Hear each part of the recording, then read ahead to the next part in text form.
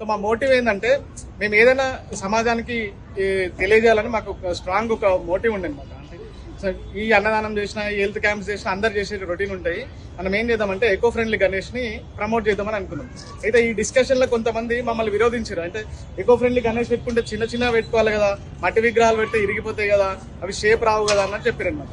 అదే ఇదే విషయం మేము అందరం డిస్కస్ చేసినప్పుడు సాయి చెప్పిందనమాట, లేదన్నా మనము చూసిన శిల్పికి మంచి, ఆయన పేరు నగేష్, మనం మాట్లాడిన శిల్పికి మంచి స్కిల్ ఉందన్న, ఆయన ఎట్లయినా చేసిస్తానని, మనం ఎంత పెద్దగా చేస్తానంటే ఫస్ట్ టైం మేము 18 ఫీట్లు ఆడ చేపించుకొని తీసుకొచ్చాం. మాకు చాలా ట్రబుల్ అయినాయి. నెక్స్ట్ టైం ఆయన ఏం చెప్పిండు, సాయికి ఆయనకు మంచి దోస్తాన్ని కుదిరింది. సాయికి చెప్పిండు ఆయన, సాయి నేనే ఆడికి వచ్చి చేస్తా, మీకు ఎంత పెద్దది కావాలనే చేస్తా అని చెప్పి. సో 2017 నుంచి మేమే ఇక్కడ తయారు చేయడం స్టార్ట్ అయింది.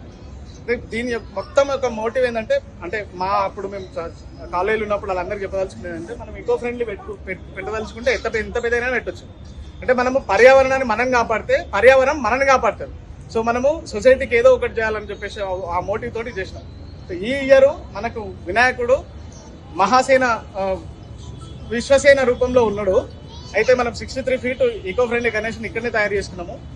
మనం ఇప్పుడు ఈ విగ్రహాన్ని తయారు చేసిన శిల్పి గురించి మాట్లాడుకుంటే, ఆయన పేరు కొత్తకొండ నగేష్. ఆయన మట్టి మనిషి అని కూడా పిలుస్తారు. చాలాసార్లు పేపర్లు అక్కడ చదివిన మట్టి మనిషి అని.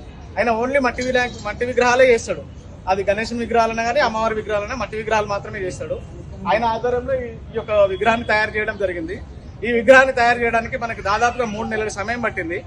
3 నెలలు అంటే ఫేజ్ వైజ్ గా, ఫస్ట్ ఇనిషియల్ ఫేజ్ లో ఒక 30 పీపుల్ వచ్చారు. 30 పీపుల్ వచ్చినప్పుడు అంటే ఎక్కడైతే వర్క్ సృజనాత్మకత పెరుగుతుందో ఆ సృజనాత్మకత ఇన్వాల్వ్ అయినప్పుడు ఆ వర్క్ ఫోర్స్ తగ్గింది. అంటే ఫస్ట్ అంతా లేబర్ వర్క్ ఉంటుంది. ఫస్ట్ స్ట్రక్చర్ వేయాలా, స్ట్రక్చర్ వేసి కట్టెలతో స్ట్రక్చర్ వేసినప్పుడు మనకు లేబర్ వర్క్ ఎక్కువ అవసరం కాబట్టి వాళ్ళకు 30 పీపుల్ ఉండే.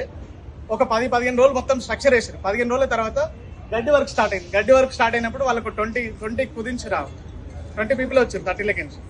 దాని తర్వాత గడ్డి వర్క్ కూడా అయిపోయినాక మట్టి వర్క్ చేసేటప్పుడు 10 పీపుల్ వచ్చారు. మట్టి వర్క్ చేసినాక లాస్ట్కి ఫినిషింగ్ కోటింగ్ చేసేటప్పుడు ఒక 5 పీపుల్ మాత్రమే చేసారు. లాస్ట్ డే మాత్రం 3 వర్కర్స్ చేసారు. ఇప్పుడు ఆ డిజైన్స్ కానీ అవన్నీ కానీ. ఇదండి తిరంగా యూత్ అసోసియేషన్ గురించి. కానీ the total credit goes to mister Sai Mudiraj. ఎందుకంటే ద డే 1 3 months డే 1 నుంచి డే లాస్ట్ వరకు వాడు వర్కర్స్ తోటే వస్తాడు, వర్కర్స్ తోటే పోతాడు.